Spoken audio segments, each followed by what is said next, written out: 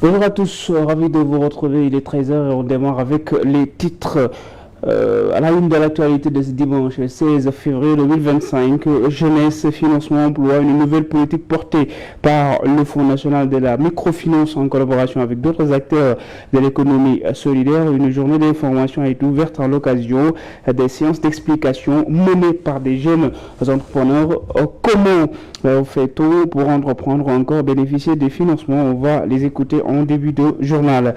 À la une, toujours un grand combat de lutte opposé à Baldé et Front, deux grands lutteurs qui s'affrontent à l'arène nationale ce dimanche en derby entre deux quartiers, Pikine et Parcelles-Assainies.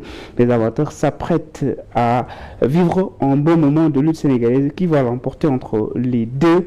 Réponse cet après-midi dans ce journal. Aussi, on vous donnera le nom du successeur du Tchadien Moussa Faki Mahamat à la commission de l'Union africaine lors du 38e sommet de l'Union africaine à Addis Abeba. Le président Bassirou Diomaye Faye a pris part une synthèse de ce rendez-vous diplomatique annuel international. Ce sera en fin de journal. C'était tout pour les titres. Le développement, on revient.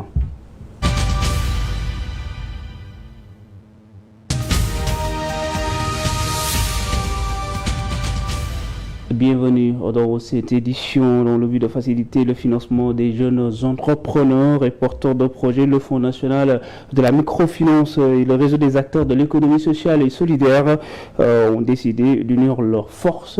Une journée d'information a été organisée. L'idée est de faire comprendre aux porteurs de projets par quelle voie passer pour avoir un accès au financement. On les écoute.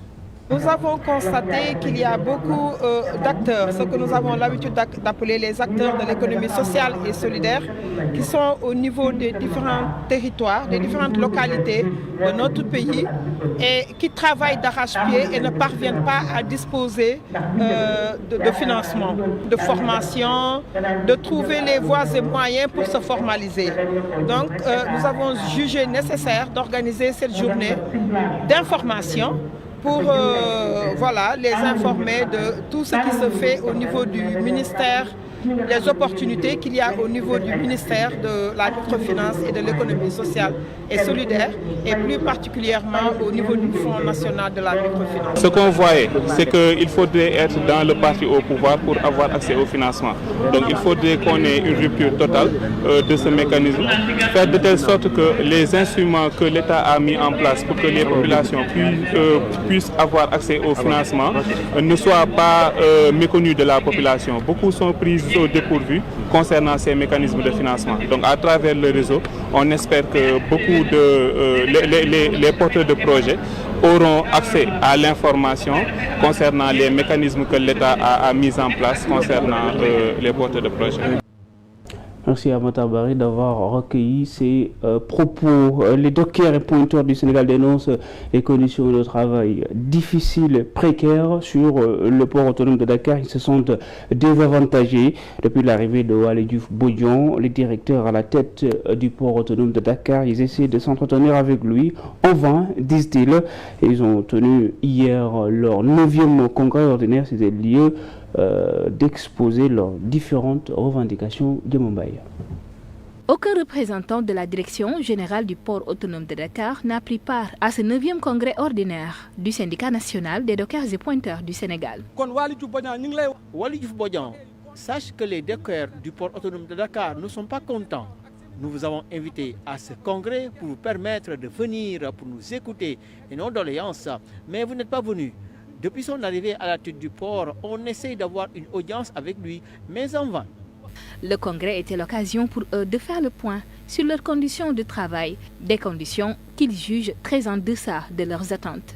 Ils réclament entre autres la réduction des horaires de travail, des solutions pour régler définitivement les retards de salaire, une bonne prise en charge médicale. Ce qu'on souhaite dans un port, c'est la sûreté et la rapidité. Si les dockers ne sont pas pris dans de bonnes conditions, il n'y aura pas de sûreté, il n'y aura pas de rapidité. Nous sommes en concurrence avec la sous-région.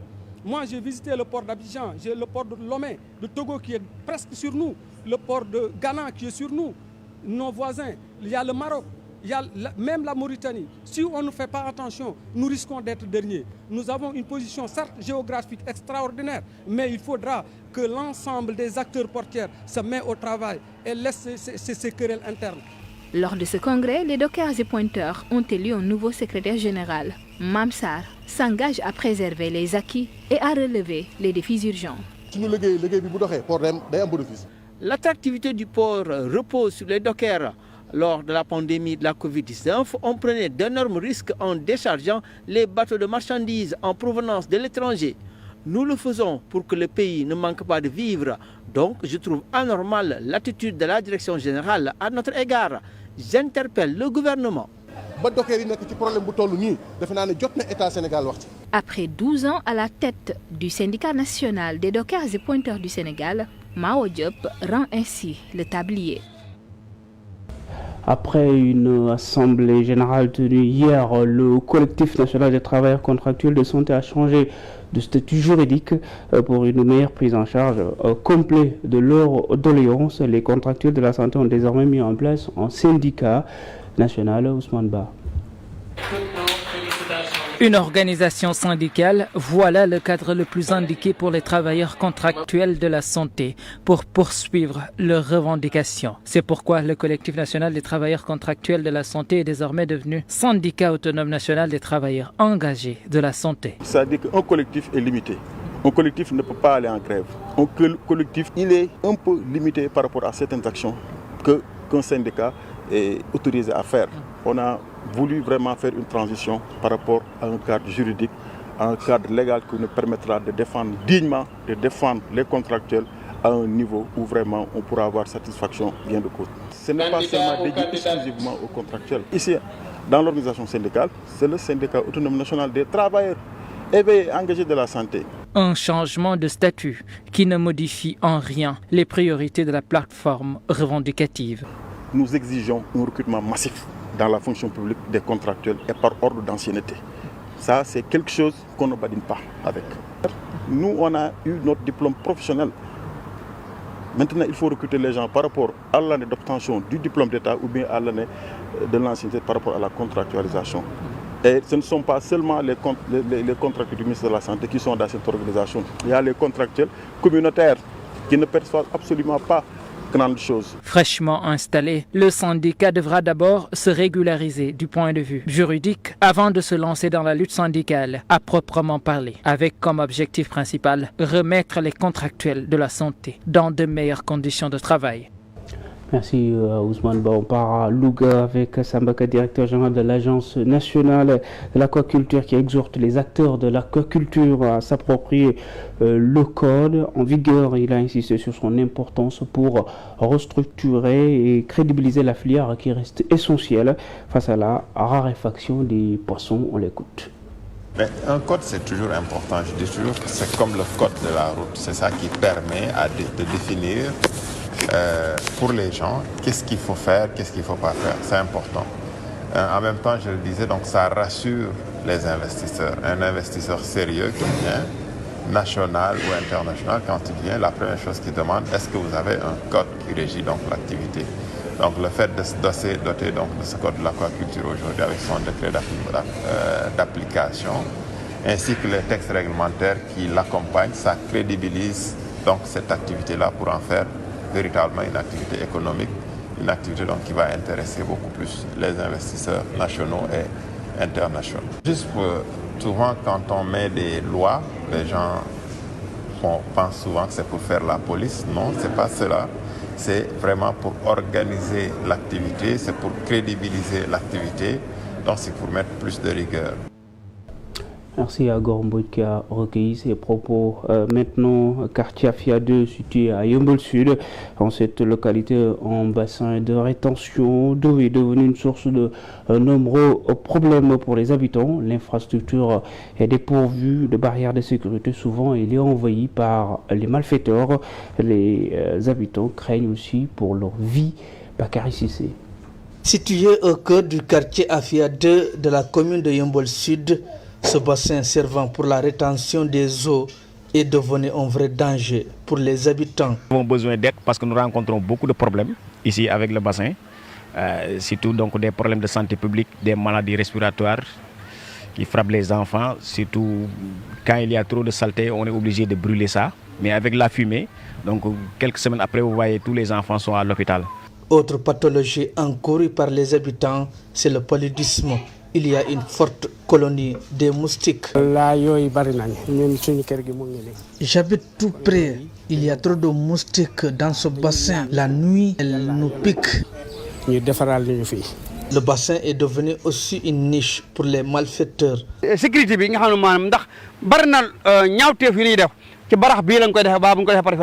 Ce bassin est devenu une niche pour les malfaiteurs. Nous ne sommes pas en sécurité. Voilà un autre problème que nous rencontrons. Ces derniers sollicitent des solutions. Nous interpellons les autorités à nous venir en aide. Clôturer ce bassin, mettre de la lumière, ça va nous soulager. Selon les habitants du quartier Afia 2 de Yeumbeul Sud, ce bassin est devenu un véritable souci pour leur quiétude. Babacar Ndiaye est le directeur de la Société nationale de Rokurumo au chevet des établissements de Dagana. Il s'agit ici du CEM de Kormbaye et celui d'Alpha Mayorowele en leur offrant des imprimantes, des photocopieurs et des ordinateurs aussi. Des établissements confrontés à un manque de matériel didactique. Un geste salué par les élèves et le corps professoral de l'établissement. Votre soutien technique et votre engagement sans faille ont été d'une importance capitale pour notre école et pour chacun d'entre nous. Grâce à votre expertise, votre patience et votre dévouement, nous avons pu bénéficier d'un cadre d'apprentissage amélioré, propice à notre épanouissement scolaire et personnel. Vous avez su mettre votre savoir-faire au service de notre réussite et pour cela, nous vous sommes infiniment reconnaissants. Votre travail ne se limite pas à des actions techniques. Il témoigne de votre volonté de voir la jeunesse progresser, de lui donner les moyens d'exceller et d'embrasser un avenir prometteur. Votre engagement à nos côtés témoigne de votre volonté de soutenir l'éducation, l'innovation et l'égalité des chances. Soyez rassurés que ce don sera utilisé à bon escient et profitera pleinement à notre communauté. Grâce à vous, nous avons non seulement reçu des outils précieux, mais une belle preuve de solidarité et de bienveillance. Parce que l'État central fait beaucoup d'efforts. L'État aussi a en charge d'autres secteurs, y compris le secteur de l'éducation. Donc nous, en ce qui concerne en tant que direction aussi, nous apportons aussi notre soutien à l'État du Sénégal pour pouvoir quand même améliorer les conditions d'études aussi de ces élèves.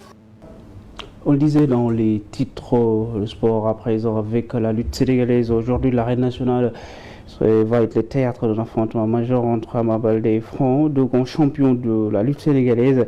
Ce combat a été organisé par Abouraf et Evans. Il incarne un derby entre Pikine et Parcelles Assainies, deux localités connues pour leur rivalité dans la lutte sénégalaise. Franc arrive avec une série de 13 victoires consécutives, une invincibilité qu'il entretient depuis 12 ans. Ce palmarès fait de lui un prétendant sérieux au trône de roi des arènes. Ama Baldé, lui, doit se racheter pour être au sommet après sa défaite contre Modulo. L'arène nationale accueillera ce choc des titans de la lutte sénégalaise. Ce sera en cet après-midi. L'actualité internationale avec le déplacement du président Bassirou Diomaye Faye à Addis Abeba en Éthiopie, en marge de la deuxième journée du troisième sommet de l'Union africaine. Le président de la République a rencontré Antonio Guterres, secrétaire général des Nations Unies. Les deux dirigeants ont abordé les multiples sujets affectant l'Afrique et le monde, notamment la sécurité dans la sous-région, le changement climatique aussi. Le secrétaire général de l'ONU a mis en exergue l'importance du Sénégal en tant qu'acteur influent respecté sur la scène internationale. Il a également exprimé son espoir de voir le président Bassirou Diomaye Faye, président de la République, qui a réitéré son engagement en faveur de la paix, de la justice, de la préservation des grandes institutions africaines, héritées des pères fondateurs du continent. Ceci aussi, on disait dans les titres concernant toujours ce 38e sommet de l'Union africaine avec l'élection qui a terminé hier, l'élection de la Commission de l'Union africaine. qui composait 3 candidats. Le djiboutien Mahmoud Ali Youssouf, ministre des Affaires étrangères depuis 2005, à 20 ans, a été élu hier à la tête de la commission de l'Union africaine lors du 38e sommet de l'Union africaine, succédant ici au Tchadien Moussa Faki Mahamat. Parmi ses dossiers prioritaires, le conflit dans l'Est de la République démocratique du Congo, la guerre au Soudan, ainsi que la mise en place d'une zone de libre-échange africaine. Mahmoud Ali Youssouf était en compétition avec 2 autres candidats, dont l'ancien Premier ministre Kenya, Raila Odinga. Voilà, mesdames et messieurs, c'était tout pour cette édition de 13h. Merci à vous de nous avoir regardés. Rendez-vous à 14h pour le Wolof. À tout à l'heure.